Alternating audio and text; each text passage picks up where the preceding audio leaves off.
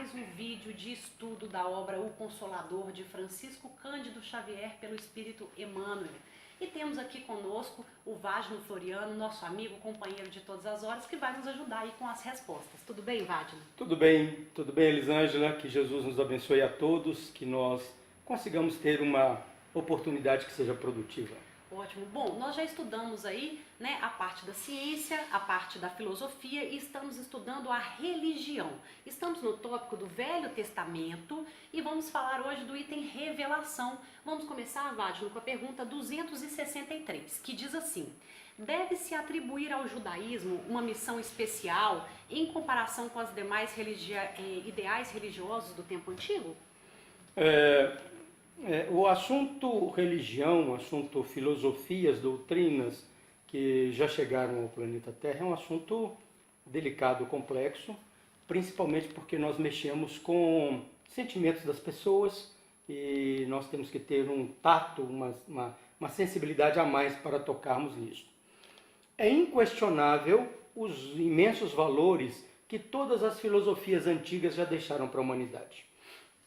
Quando nós pensamos ou raciocinamos sobre o Antigo Egito, sobre suas construções, sua ciência e a maneira que eles tinham de lidar com os deuses, quando pensamos na multiplicidade dos deuses romanos ou no brahmanismo, na Índia védica, a gente percebe que a cada tempo, a cada momento, Deus, Jesus, os grandes orientadores da humanidade, trouxeram valores inequívocos para a humanidade de acordo com o grau de maturidade que aquele povo tinha.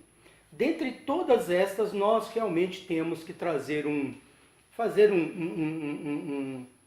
característico, um asterisco em cima do judaísmo. Por quê? Todas as outras antigas, todas elas eram politeístas.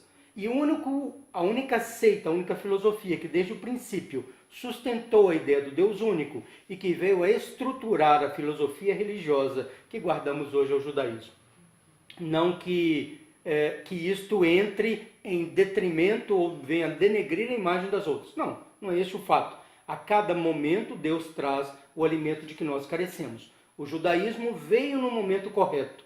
Abraão, com a percepção do Deus único, depois Moisés, os profetas, Jesus, todo o cômputo que veio desenvolver a ideia do judaísmo. E realmente é preciso haver um respeito a esses conceitos, não é verdade? Certo. Bom, então, falando em religião, vamos entrar aqui num outro tópico um pouco polêmico, a pergunta 264, que diz assim: como deve ser considerada no Espiritismo a chamada Santíssima Trindade da teologia católica? Assunto não é pouco polêmico, não, é muito polêmico, não é? E muito respeito a todos os nossos irmãos. Nós gostaríamos de começar a tratar do assunto religião, dizendo que no princípio dela, segundo palavras de Emmanuel, no princípio de toda religião, ela é santa e divina. A grande questão, as grandes dificuldades que nós todos enfrentamos, as distorções variadas que existem entre elas e os conflitos em virtude dessas distorções, são resultado de quando o homem toca nelas. Então, Emmanuel diz assim: quando flui do alto, todas as religiões são divinas. Quando toca a poeira do chão, que os homens mexem com elas, ali começam a colocar os seus característicos de personalidade. E aí deturpam uma e outra e acaba havendo uma disputa, digamos assim, entre um e outro, não é? Não é que um esteja no céu, o outro esteja sofrendo, não é que um esteja certo, o outro esteja errado. Cada um traz o seu quinhão de veracidade, não é? Agora, para falarmos sobre a Santíssima Trindade e para tocarmos em outros vários dogmas que nós percebemos hoje na Igreja Católica, é preciso nós avaliarmos que o princípio da Igreja está lá no cristianismo primitivo da época de Jesus. Mas que em certo momento da história, isso é fácil para todos nós pesquisarmos, houve uma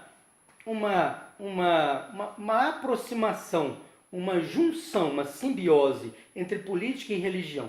A partir desse momento, a gente vê que começa a ocorrer deturpações sensíveis, grandes e importantes. E é interessante nós raciocinarmos assim: quando uma geração comete um erro, se esse erro for pequeno, a geração seguinte Ela costuma acreditar nos pais ou naqueles que eram seus ascendentes e toma aquele erro anterior como verdade.